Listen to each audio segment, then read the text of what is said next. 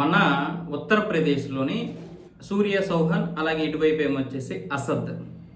వీళ్ళిద్దరి మధ్య బైక్ విషయంలో గొడవ జరిగింది.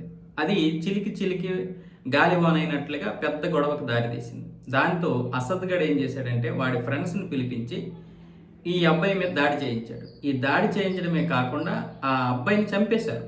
సూర్య చౌహాన్ని చంపేశారు. దాంతో కుటుంబ సభ్యులు పోలీస్ స్టేషన్ ముందు వీళ్ళని ఎన్కౌంటర్ చేస్తే కానీ, ముఖ్యంగా అసద్ అనేవాడిని ఎన్కౌంటర్ చేస్తే కానీ నా కొడుకు యొక్క మేము అంత్యక్రియలు చేయము అని డిమాండ్ చేస్తే పోలీసులు మిగతా ఐపీఎస్ ఆఫీసర్లు అందరూ వచ్చి వాళ్ళకి కుటుంబ సభ్యులకి రిక్వెస్ట్ చేసి నిన్న అంత్యక్రియలు చేయించారు. 29వ తారీఖు అంత్యక్రియలు అయ్యాయి. 28వ తారీఖుని చంపేశారు.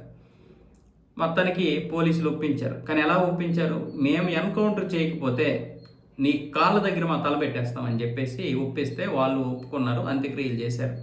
ఈరోజు అసద్ని లేపేశారు. ఉదయం జరిగినటువంటి కాల్పుల్లో అసద్ గడు చనిపోయాడు. వాడిని ఎన్కౌంటర్ చేసేశారు. కాకపోతే పోలీసులు పొరపాటున వాళ్ళు పారిపోతున్నప్పుడు తుపాకీతో పేల్చాము పైకి, కాకపోతే అది అబ్బాయికి తగులుపోయింది. అవి వాస్తవానికి రిమాండ్ కోసమే తరలిస్తున్నాము. రిమాండ్ కోసం తరలించే సమయంలో ఇలా జరిగింది అని చెప్పి ఆసుపత్రిలో జాయిన్ చేశారు, లేపేశారు. అలాగే మిగతా వాళ్ళని కూడా ఎన్కౌంటర్ చేయలేదు కానీ జైల్లో పెట్టేశారు. ఎందుకంటే వాళ్ళు నేరుగా A1లు కాదు కాబట్టి. సో ఇలాంటి పరిస్థితి ఉత్తరప్రదేశ్లో ఉంది. అయితే ఉత్తరప్రదేశ్ అనే కాదు, చాలా ప్రాంతాల్లో ఉంది. కాకపోతే ఉత్తరప్రదేశ్లో వెంటనే న్యాయం జరుగుతుంది. ఎందుకు? యోగి ఉన్నాడు కాబట్టి. అంటే ఒక యోగి లాంటి వాడు ఉంటేనే ఇంత దౌర్జన్యాలు, దాష్టీకాలు, రాక్షస వ్యవహారాలు చేస్తున్నారు కదా. పొరపాటున కనుక అక్కడ ఎస్పీ కనుక అధికారంలోకి వస్తే, లేదా కాంగ్రెస్ అధికారంలోకి వస్తే ఊహించుకోండి, పశ్చిమ బెంగాల్ కంటే దారుణంగా ఉంటుంది పరిస్థితి. మనం ఎప్పుడూ కూడా యోగి ఉన్నాడు కదా, అభివృద్ధి అభివృద్ధి ఏదంటే ఏం అభివృద్ధి చేస్తాడు? అయినా ఇప్పటికీ తన శక్తి మేరకు, శక్తికి మించే అభివృద్ధి చేశాడు. ఎందుకంటే అది ఢిల్లీకి కనెక్ట్ అయి ఉంటుంది కాబట్టి ఉత్తరప్రదేశ్ చాలా వరకు నోయిడా నుంచి ఇటు కాశీ వరకు, వారణాసి వరకు అభివృద్ధి చేస్తూనే ఉన్నాడు. కానీ ఇలాంటి ఆపడానికి ఎంత ఖర్చు పెట్టాల్సి ఉంటుంది, ఎంత సమయం వెచ్చించాల్సి ఉంటుంది. దీనివల్ల వీళ్ళు చేసిన తప్పు వల్ల ఇప్పుడు వీళ్ళని చంపేస్తే, ఎన్కౌంటర్ చేస్తే ఎవరు వస్తారు? ముస్లిం సమాజం అంతా కూడా ఇప్పుడు వస్తారు.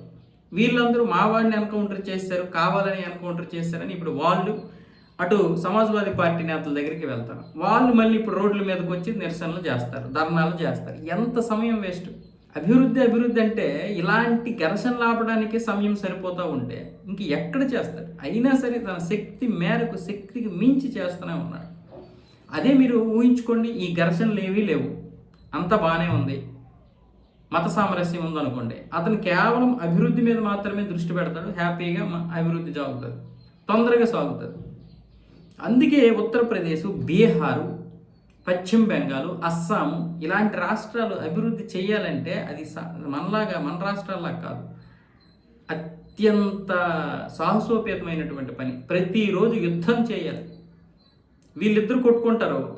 ఈ వర్గం ఇందులో ఏ వర్గం ఒకటి చనిపోయినా అటు వర్గం వాళ్ళు ఏమొచ్చేసి నిరసనలు, ధర్నాలు, రాస్తారోకులు చేస్తారు.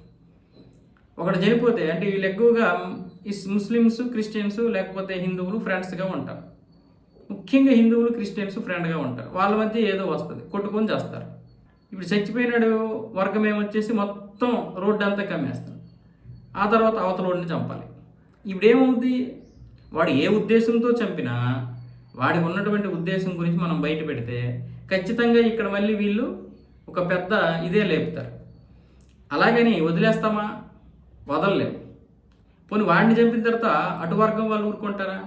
వాడు కావాలని చంపినా సరే అటు వర్గం వారు కూడా వస్తారు. ఎందుకంటే అక్కడ రాజకీయ నాయకులు వాళ్ళని రెచ్చగొడతాయి. ఈ విధంగా ఉంటుంది అటువైపు రాష్ట్రాల పరిస్థితి. ఇదే విధానం ఉంటుంది. దాని నుంచి ప్రతిరోజు యుద్ధం చేయాల్సి వస్తుంది ప్రభుత్వం. ఉత్తరప్రదేశ్ ప్రభుత్వమే కాదు, ఇప్పుడు పశ్చిమ బెంగాల్ ప్రభుత్వం కూడా చాలా యుద్ధాలు చేయాలి. ఈరోజు చూడండి, మా నేతలను విడుదల చేయండి అని ఆ రౌడీల కోసం ఇప్పుడు వస్తున్నారు టీఎంసీ కార్యకర్త. వాళ్ళని ఇప్పుడు ప్రజలతో అంటున్నారు. ప్రజలతో అంతే మాత్రం ఎవరు అంటారు? బీజేపీ కార్యకర్తలే అలా కొడుతున్నారు అంటారు. ఇప్పుడు వీళ్ళిద్దరినీ విడిపించడం కోసం ఎంత సమయం వృధా చేయాలి? వాళ్ళ ఆవేశంలో అర్థం ఉంది, వాళ్ళ ఆవేదనలో అర్థం ఉంది. కానీ ఈ విధానమైనటువంటి పరిస్థితులు ఉన్నప్పుడు ప్రభుత్వాలు అభివృద్ధి మీద దృష్టి పెడతాయా, వీటి మీద దృష్టి పెడతాయా?